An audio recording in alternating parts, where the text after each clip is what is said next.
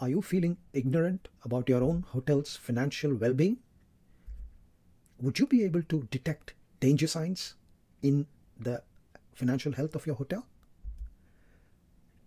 Were you aware that picking up these danger signs in your hotel's financial well being is a critical skill for a hotel manager, and it is guaranteed to get you elevations and promotions, ultimately success?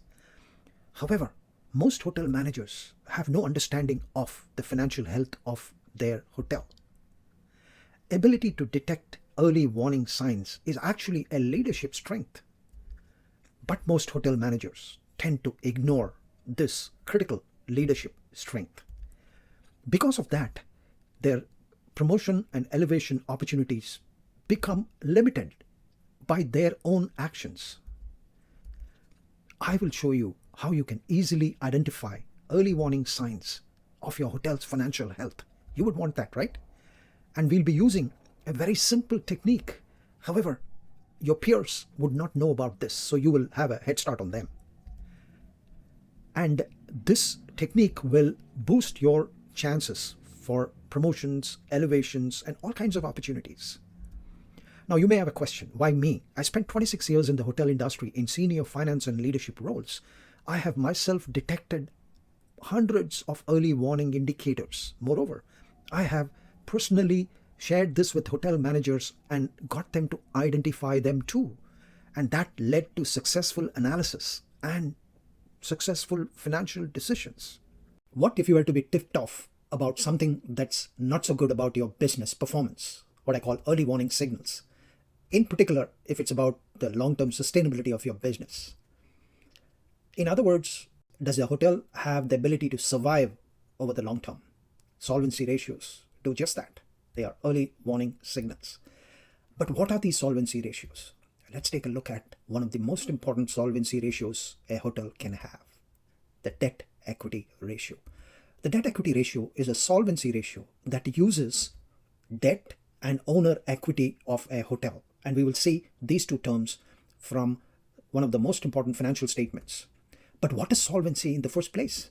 Well, you could loosely call it the long-term health of a business. In other words, ability of the business to be able to survive over the long term. But this ability of the business to survive has a risk element.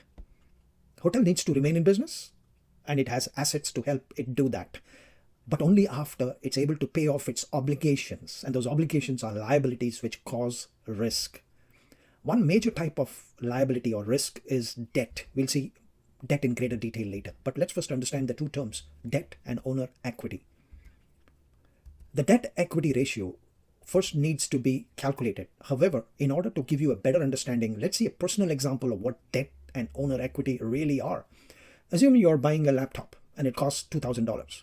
You have some cash with you, about $500, and you will use your credit card to the extent of the balance $1,500. Let's apply this concept of debt equity ratio. The debt equity ratio formula. So your cash of 500 is considered as owner equity. Equity actually means something that is owned by a person or an organization. So here your cash of $500 is the owner equity. And the credit card charge of $1,500 is what we could call debt. We'll see later there's some differences between a credit card and debt. Let's calculate debt equity ratio. Total debt divided by total owner equity. And applying the numbers, you can see you arrive at a debt equity ratio of 3.0. But what does that 3.0 actually mean? Now, it means that your risk or debt is 3 times your owner equity that you have as in cash. And ideally, debt equity ratio should be 2.0, meaning debt should be maximum twice owner equity. Now, in this particular case, it is 3.0 in our personal example. So risk debt is that credit card payment that we talked about. It indicates that there is a high risk situation here. Let's now apply the debt equity ratio to a hotel business. What's the formula there? We'll see the same formula, but applied to the hotel's assets. We will be using the 31st December 2018 to calculate debt equity ratio. As you can see, the numbers, the formula is total debt divided by total owner equity. And the two numbers are being shown here as of 31st December 2018. Applying those numbers, you arrive at a debt equity ratio of 1.08. What does a debt equity ratio of 1.08 mean? Well, it means that your debt is 0.08 times more than your owner equity. Remember what we said, that debt equity should not exceed 2.0. So in other words, your debt and equity, which are financing the business, is showing a good situation. Debt is 1.08 times owner equity, as against the 2.0, which we said is the ideal ceiling limit. Now, so the industry norm is 2.0, as we said earlier. A 1.08 debt equity ratio for Paradise Hotel is a good ratio. Now, you may have a question. What happens if a debt goes above 2.0? Like in our personal example, it went to 3.0, right? Well, when debt becomes more than 2.0 times owner equity, your risk is increasing. What risk? You want to know? Well, let's take a look at two kinds of risks that you will run. In this particular case for Paradise Hotel, first risk is defaulting in the payment of interest. Because your debt has gone up, your interest may not get covered by your earnings. We'll see earnings shortly. And the second risk is defaulting in the payment of the installment. Remember, debt brings with it two obligations: paying the interest on time and paying the installments on time. Now, about two risks are if earnings fall. So if earnings are good and are able to cover interest, you don't have a problem there. But the hotel is a seasonal industry with earnings going up and down. Let's see the situation as of 31st December 2019. Has it improved? Has it worsened? So again, the formula, total debt divided by total owner equity, and applying the numbers, we can see the debt equity ratio is now 0.8. It used to be 1.08 before. So debt is actually less than 1 time owner equity. In other words, debt equity ratio for Paradise Hotel has really improved. Now, what is debt for a business? As we saw earlier, debt is normally the mortgage payable. As you can see, the two numbers, it's simply borrowings over the long term.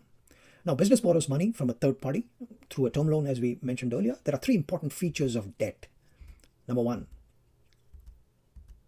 debt is long-term. It's not short-term borrowing, it's long-term borrowing.